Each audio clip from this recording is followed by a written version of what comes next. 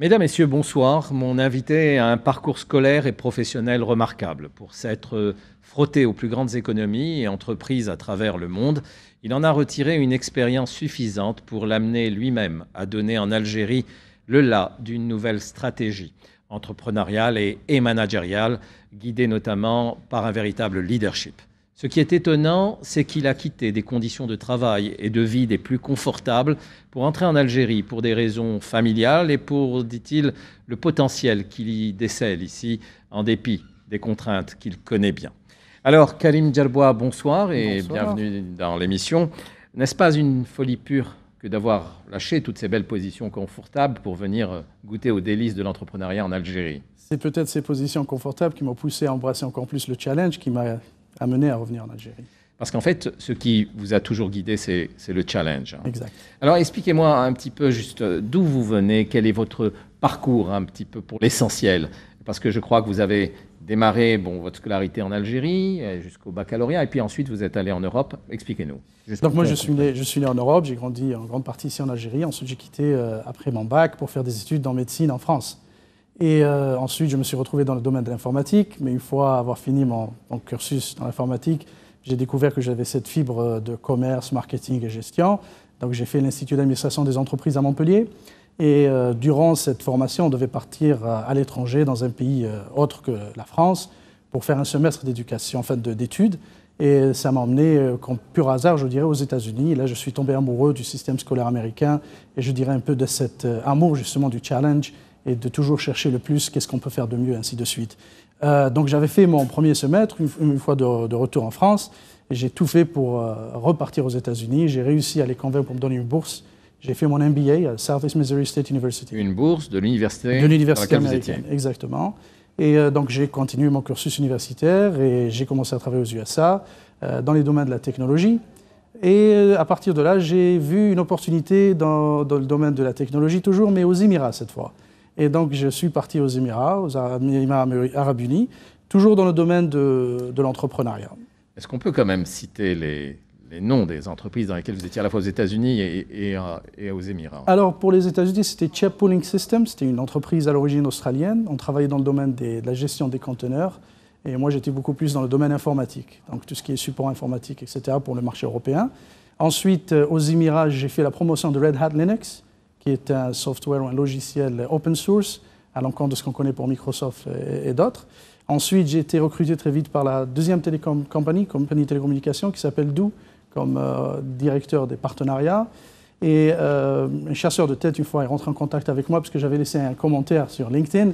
Et c'était Cisco Systems qui voulait lancer la Cisco Entrepreneur Institute, qui donc était un institut pour former les petites et moyennes entreprises et entrepreneurs à mieux gérer leurs idées et éventuellement connaître une réelle croissance, tout en injectant un savoir-faire et un savoir-être. Donc le savoir-faire, c'était non seulement l'aspect technologique, mais aussi le savoir-faire du point de vue commercial, parce que très souvent, les entrepreneurs sont tellement, je dirais, un amour très fort de leur projet qu'ils oublient qu'il y a beaucoup de choses qu'ils doivent prendre en compte.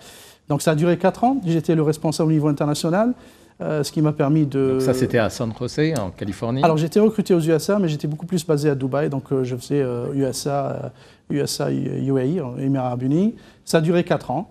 On a fait donc une croissance assez importante puisqu'on était présent sur 43 pays durant les 4 années.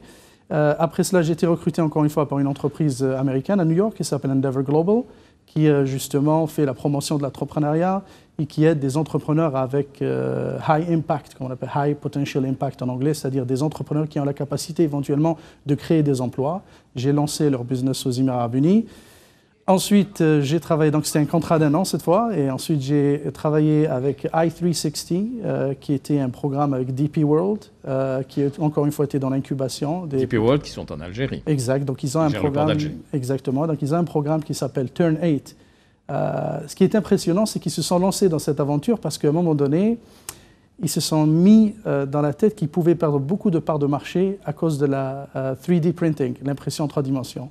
Parce qu'en fait, ce qu'ils font, c'est gérer des conteneurs qui contiennent des marchandises. Maintenant, si moi, je peux lancer une entreprise qui pourrait, par exemple, me façonner ou me faire des pièces à partir d'Alger, je n'aurais pas besoin d'aller acheter cette marchandise externe. Donc, DP World, qu'est-ce qu'ils vont gérer? Donc, ils ont lancé le Turn8.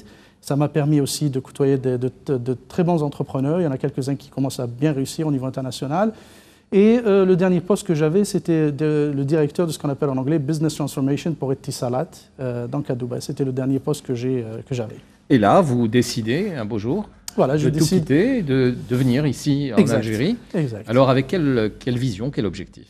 Ben, y a plusieurs éléments qui sont rentrés en jeu, je dirais. Hein. Donc il y a la première des choses, c'est que quand on est quelque part dans des pays comme les Émirats Arabes Unis, où j'ai passé de merveilleuses années, où j'ai atteint un niveau professionnel très élevé, j'étais bien dans tous les niveaux, salariés, culturel, social, etc. Mais à un moment donné, on se dit, mais qui suis-je et où c'est que j'appartiens? Vous savez, dans ces pays, on ne peut pas être permanent. Et puis il y a aussi l'équation enfant. Nos enfants grandissent et après, qu'est-ce qu'on en fait? Parce que les enfants qui grandissent dans ce genre d'environnement, ils ont généralement une tierce culture. Et on est dans une bulle, on vit dans l'opulence parfois. Tout est facile, tout est bien fait, il y a de l'argent, etc. Mais est-ce que c'est ça qui va former vraiment mes enfants? Mais l'univers de demain ne sera-t-il pas cosmopolite? Il sera cosmopolite, mais il sera réel. Pourquoi vous rattachez mais le cosmopolite, très fortement? Le cosmopolite, c'est aussi la réalité du marché, c'est l'Afrique. C'est les gens qui sont pauvres, c'est ceux qui n'ont pas. C'est eux la majorité dans le monde, ce n'est pas ceux qui en ont beaucoup. Et ceux qui en ont beaucoup, très souvent, sont très temporaires et éphémères. Parce qu'il y a ce phénomène dans lequel on parle, d'un point de vue économique d'ailleurs, phénomène de croissance, en disant il faut la croissance, croissance. Pour moi, c'est une utopie parce que on ne peut pas continuer une croissance, parce qu'en fait, on fait du mal à l'environnement, on fait du mal... Vous savez, j'aime dire à mes enfants, cette terre sur laquelle on vit, on ne l'a pas héritée de nos parents, nous l'avons empruntée aux générations à venir. Donc si je rentre dans cette mentalité de croissance, PIB, il faut faire plus, et en même temps je laisse des déchets, je nouille à l'environnement, je me fais mal à moi-même en tant qu'être humain. Et donc je ne voulais pas que mes enfants restent dans cet environnement, je voulais qu'ils connaissent quelque chose d'autre, et notamment l'Algérie avec qui j'ai une attache. D'accord. Quel objectif sur l'Algérie, au-delà de... Écoutez, moi, mon objectif dès le début, c'était de ramener mes compétences, parce que je suis conscient que dans une population aussi jeune qu'en Algérie, avec les ressources qu'on a, que ce soit naturelles et intellectuelles, il y en a beaucoup, je sais qu'il y en a beaucoup, il y aura toujours possibilité de participer justement à faire du bien et à changer pour le mieux. Donc à maintenir ce qu'il y a de bien, faire du tuning, je l'appelle, et de trouver de nouvelles opportunités pour aider surtout les jeunes à s'épanouir. Parce que depuis que je suis rentré, j'ai rencontré beaucoup de jeunes avec des projets extraordinaires. Et franchement, c'est une matière première incroyable. Et qu'est-ce que vous faites actuellement? Alors, je fais beaucoup de consulting, de mentorship avec des entrepreneurs et avec d'autres compagnies aussi dans le domaine du leadership. D'accord. Alors, quel est aujourd'hui votre constat sur notre économie, sur nos entreprises, sur nos managers? Est-ce que nous avons un bon niveau de management aujourd'hui en Algérie, un bon niveau entrepreneurial, de bons objectifs? Voilà, j'aimerais que vous nous parliez un petit peu de tout ce climat entrepreneurial. Alors, je vais commencer par le négatif. Dire que tout va mal ou qu'on n'a pas un bon niveau, ce serait un peu de l'excès. Ce n'est pas vrai, parce qu'il y a beaucoup de choses qui se passent, qui se produisent le matin. Tous les matins, quand on se réveille, on voit des gens qui conduisent vers Alger, qui ressortent vers Alger. Il y a de l'économie, il y a des gens qui achètent, il y a des gens qui vendent. Il y a de l'embouteillage aussi. Donc, il y a une activité. Il y a une population qui grandit. Donc, il y a toujours quelque chose à faire. Est-ce que c'est bien? Non. Et de toute façon, ce n'est pas bien d'être bien, je dirais. Il faut toujours laisser un espace pour s'améliorer. Ce que je sais, par contre, c'est qu'il y a énormément de travail à faire sur le point de vue, je dirais, culture d'entrepreneuriat, culture managériale. L'une des choses que j'ai constatées en Algérie, malheureusement, c'est cet esprit de négativité, de pessimisme. On est toujours, ça va pas aller, là. Mais c'est pas vrai. Il ne faut pas voir la chose comme ça, parce que quand je rencontre des étrangers qui n'ont aucune attache avec l'Algérie, je dis bien aucune attache, ne serait-ce que travailler ici, et que je leur demande, ça fait combien d'années que vous êtes ici? On me dit 5 ans, 10 ans. Ils me disent, moi, je ne repars pas, je reste ici. Alors, il y a quelque chose quand même. Qu'est-ce qui se passe? Donc, vous savez que dans beaucoup de pays, les étrangers s'y trouvent bien, et pour cause. Ils s'y trouvent toujours mieux que ceux qui y sont, parce que bon, les portes s'ouvrent peut-être plus facilement au niveau où ils se trouvent que pour les locaux. En fait, je pense que vous allez voir ou regarder, ou voir plutôt ce que vous cherchez à voir. C'est-à-dire, si ce soir je sors et je veux voir un arbre, je verrai cet arbre, parce que je suis concentré sur cet aspect-là. Et alors comment? Alors donc là, bon, c'est un autre débat. Là, il faut apprendre donc aux Algériens à devenir positifs et à voir des arbres quand ils veulent voir des arbres. Mais comment y arriver? Donc ça, il faut... Là, c'est une culture. C'est un travail sur soi, bien évidemment. Et je pense que ceux qui n'ont pas eu l'opportunité de sortir à l'étranger vont peut-être dessiner un tableau tout joli, tout est bien à l'étranger, tout va très très bien. Ce n'est pas le cas. Vous savez, je prends l'exemple de la France. Vous avez très bien entendu du nombre de cadres qui se sont suicidés chez EDF. Qu'est-ce qui leur manquait? Ils étaient dans un environnement, voilà, plutôt chez France Télécom, excusez-moi. Pardon pour EDF, France Télécom. Mais je veux dire, qu'est-ce qui leur manquait? il y a quelque chose qui n'allait pas bien. Donc, il y a une culture, il va falloir se dire une chose. Je suis dans une situation, qu'elle soit bien ou mauvaise, et j'ai deux choix. Soit je fais de mon mieux pour réussir, soit je ne fais rien. Et je crois que c'était Ford qui l'avait dit une fois, que vous réussissez ou pas, vous aviez raison dès le début. Donc c'est une question de choix. Quelle est mon approche et comment je vais essayer de m'améliorer déjà moi-même, ensuite mon environnement. Vous êtes consultant en leadership et en entrepreneuriat. Exact. Alors, quelle est la différence qu'il faut faire entre le leader et le manager? Alors, c'est deux mondes différents. Je vais peut-être utiliser un mot anglais, it's two different species, deux différentes discours, et deux espèces différentes. Un leader peut très bien être un manager, ou il était avant manager, ensuite il est devenu leader. Le manager, par définition, c'est une personne qui est responsable de trois choses dans la fonction dont il occupe. La gestion de l'argent, la gestion de la qualité du service et du produit, et éventuellement la gestion du temps, comment on va délivrer. Donc le manager a un cahier de charge, entre guillemets, il doit atteindre des objectifs financiers, il doit atteindre un certain nombre de produits à produire, etc. Le manager vit dans le statu quo. Le manager a un objectif, il va l'atteindre, il va essayer de donner des ordres aux gens pour essayer de les atteindre, et il vit vraiment dans une bulle dans la majorité du temps. Le leader, c'est un peu, je dirais, l'antipode. Le leader ne va pas voir seulement les résultats, il va voir comment je vais accroître les résultats. Le leader ne va pas donner des ordres, il va inspirer. Le manager est technique, le leadership et le leader est stratégique. Beaucoup plus stratégique et même parfois théorique, je dirais. Et le leader, c'est carrément la personne qui a cette capacité d'empathie envers les gens. C'est-à-dire, ce n'est pas une personne qui va dire « Oh non, pourquoi vous n'avez pas fait ceci ?» Il va essayer de les inspirer pour mieux faire les choses. Où peut-on trouver des leaders en Algérie? Vous savez, il y a une autre question qui se pose. Est-ce qu'on est né ou on devient leader? Je pense que chacun de nous, toute personne qui naît a la possibilité d'être un leader, de devenir un leader. Par contre, peut-être je vous ramènerai au livre de Joseph Campbell qui s'appelle « The Making of a Hero ». Il parle justement comment ces gens sont devenus aussi bien ou leaders. C'est qu'il y a toujours quelque chose qui va les pousser à prendre ce saut en avant. Randy n'aurait pas existé s'il n'avait pas vu le racisme d'abord en Afrique du Sud et qu'il y avait les colonies anglaises. Il n'aurait jamais existé.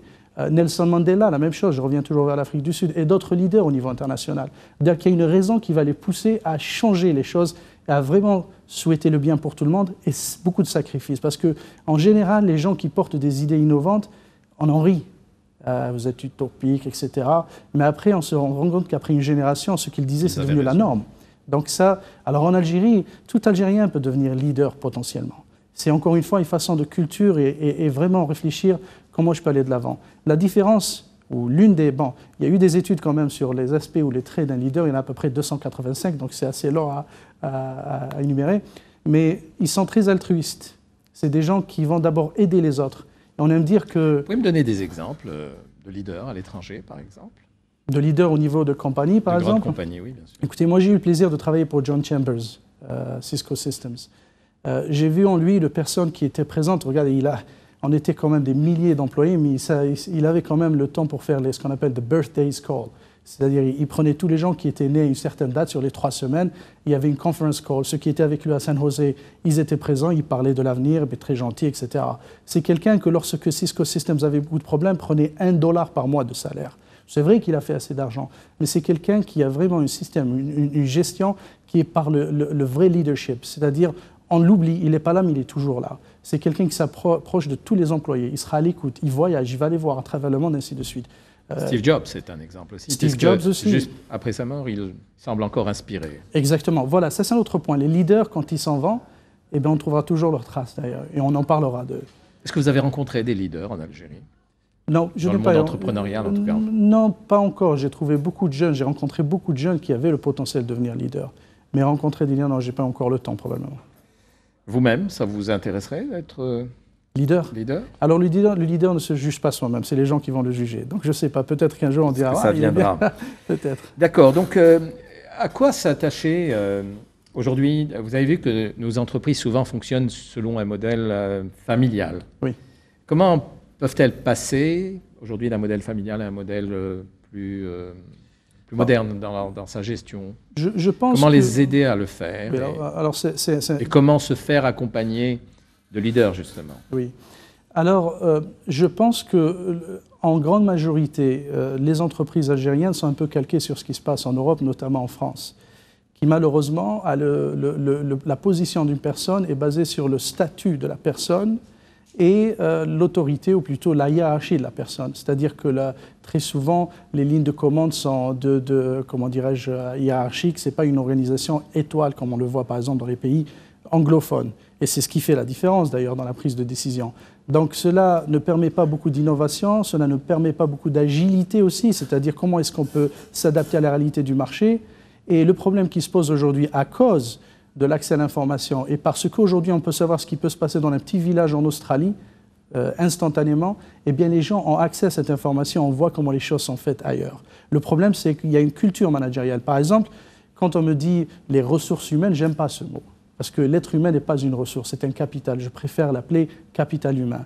Et moi, j'invite franchement toutes les entreprises algériennes à investir dans l'éducation et la formation de leurs cadres, ce qu'on appelle cadre, un mot qui n'existe pas en anglais par exemple, et leurs employés. Alors les gens vont me dire, mais ça coûte vraiment cher. Alors je leur dis, eh bien, attendez de voir combien ça vous coûterait de ne pas avoir des gens éduqués. Donc il faut... Oui, mais c'est en évolution, hein, je crois. Oui, alors j'ai remarqué, franchement, je reste positif. On a même beaucoup de conférenciers qui apparaissent pour stimuler, pour motiver. J'ai aussi été agréablement surpris du nombre d'Algériens qui ont réussi à l'étranger, de la diaspora, qui ont vraiment l'intention de même rentrer en Algérie. Et donc il y a un potentiel. Mais il faut vraiment penser à ce concept d'éducation. Il faut penser à casser un peu les clivages qui existent depuis très longtemps. Est-ce que ça doit remonter jusqu'à l'école? Absolument, absolument. L'école, c'est le premier endroit où on va éduquer les jeunes à d'abord ne pas penser à la compétitivité, mais plutôt à la collaboration. Et vous verrez qu'à partir de l'école, justement, vous avez parlé du leader, c'est à partir de là, même au niveau de la crèche, on peut détecter le leader. Le leader, ça sera celui qui va aller aider les autres, que les autres viendraient autour de lui pour lui demander de l'aide. Il sera automatiquement, c'est naturel, on va détecter un potentiel de leadership. Mais c'est à l'école que ça se passe. L'école, malheureusement, qu'on connaît aujourd'hui au niveau international, est l'héritage de l'époque victorienne, c'est-à-dire on essayait d'éduquer des enfants pour les sortir sur le marché du travail, et par définition, le docteur était plus intelligent que le plombier, alors que ce n'est pas du tout vrai. Et après, on mettait des gens en cluster, c'est-à-dire ils ont 6 ans, 7 ans, ils sont tous dans la même classe, alors qu'on n'a aucune indication scientifique qu'un enfant de 6 ans ne peut pas être aussi intelligent que celui de 10 ans, et vice-versa. Après, on va leur imposer un programme, et que parfois les enfants ne sont pas intéressés par ce programme. On va leur dire, obéissez, il va falloir faire ce devoir, et vous allez faire ceci, et basta. Alors que la réalité sur le marché, ou la réalité d'aujourd'hui, est tout à fait différente. C'est-à-dire qu'il y a challenging the status quo, comme on dit en anglais, le pouvoir de parler, de s'exprimer et d'apprendre justement à dialoguer. C'est-à-dire quand on a un souci, on a un problème, on ne va pas dire oui, vous avez raison. Pourquoi? Je veux comprendre, Et ça, c'est un art. Donc il y a un problème de communication. Vous allez voir aujourd'hui, par exemple, à l'école, et ce n'est pas juste en Algérie. Moi, j'ai eu l'occasion d'enseigner aux États-Unis. Je vois des jeunes qui finissaient leur bachelor's degree, donc après 4 ans d'études en marketing, et je leur demandais de faire une présentation de 10 minutes en utilisant PowerPoint. Et ils bégayaient, ils n'arrivaient pas à parler parce qu'ils avaient peur de l'audience, ou ils n'arrivaient pas à faire passer l'information. Donc c'est à l'école que ça se passe. On va apprendre la communication, on va apprendre ce que c'est que l'entrepreneuriat aussi. On va essayer aussi d'apprendre l'innovation, sortir un peu des anciennes méthodologies, parce que vous savez, l'économie va évoluer d'une façon extraordinaire dans les années à venir.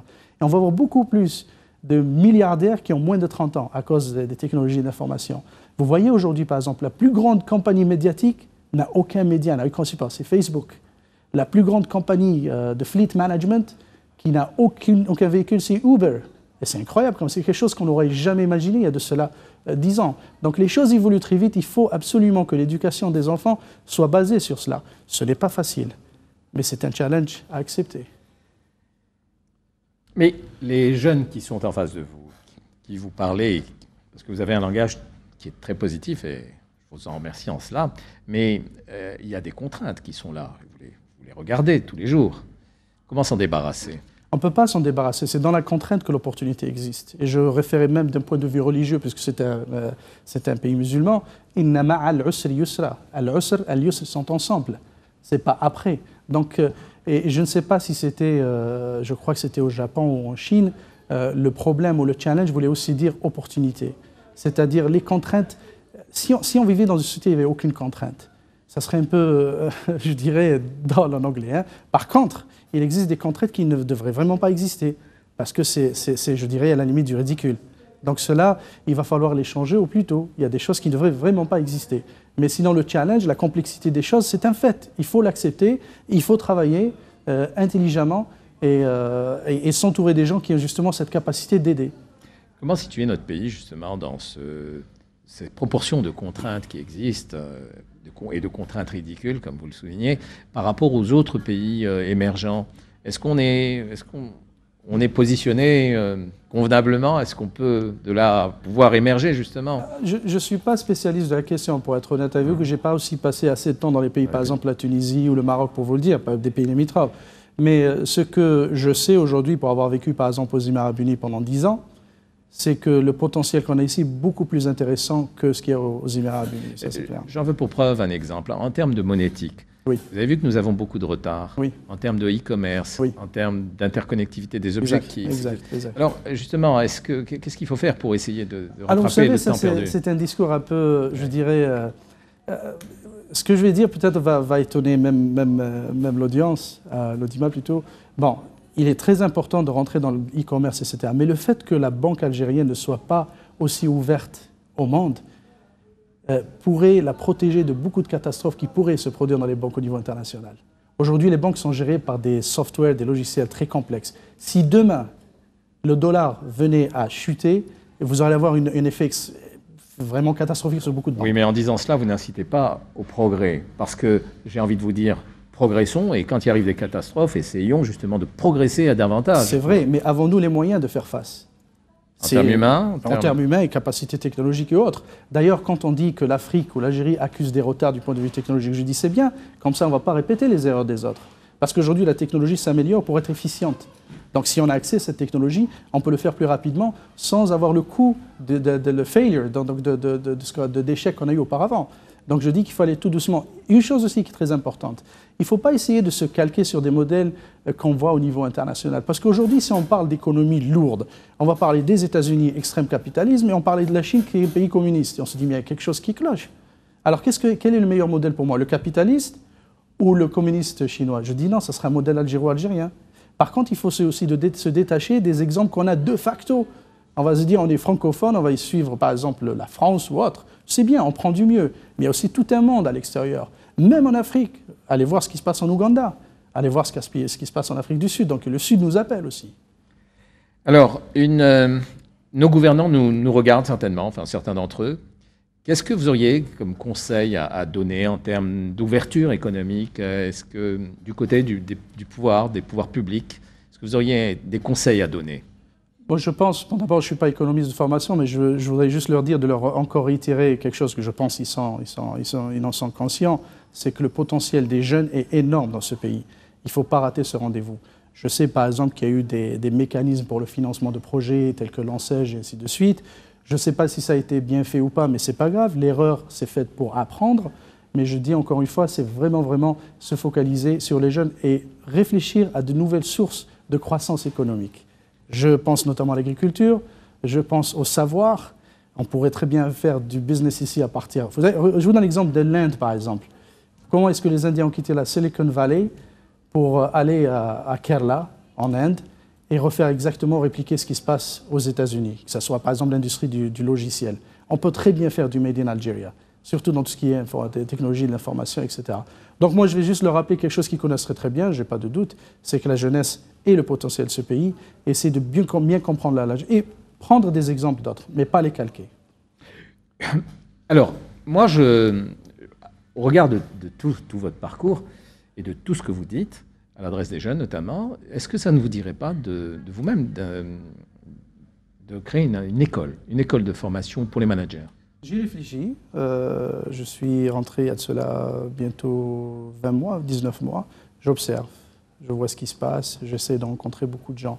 La réussite d'un projet nécessite, notamment dans le management et l'entrepreneuriat, nécessite un écosystème. C'est justement les partenaires, les gens qui sont déjà sur le terrain, du public, du privé, ainsi de suite. J'aimerais bien le faire, j'attends la bonne opportunité pour pouvoir le faire. Alors, vous vous démarquez aussi des autres en ce que vous avez 5 enfants. Qu'est-ce que vous leur dites tous les matins? D'abord, je leur dis, quand vous pouvez vous réveiller le matin, que vous êtes en bonne santé, vous avez de quoi manger, vous avez déjà le monde entier entre vos mains. Ça, c'est très important. J'essaie de leur enseigner l'amour. Le mot « je t'aime » est très présent dans ma famille. Ce n'est pas un tabou. C'est très important. J'essaie de les laisser gérer leurs problèmes de communication, comme tous les enfants. Et je veux leur apprendre à inculquer une chose. Je vais répéter ce que j'ai dit, c'est que cette terre, on ne l'a pas héritée de nos parents. On l'a empruntée aux générations à venir. Et j'espère qu'un jour, s'ils devaient choisir un cursus universitaire, s'ils devaient choisir un travail, je leur demanderai toujours d'essayer d'aider les autres. C'est très, très important, puisque tout le reste, c'est vraiment éphémère. Karim Djawabouar, je vous remercie. Et puis on terminera donc sur cette note moraliste. C'est moi qui vous remercie. Voilà, mesdames et messieurs, merci de votre attention et je vous dis à samedi prochain pour un nouvel invité.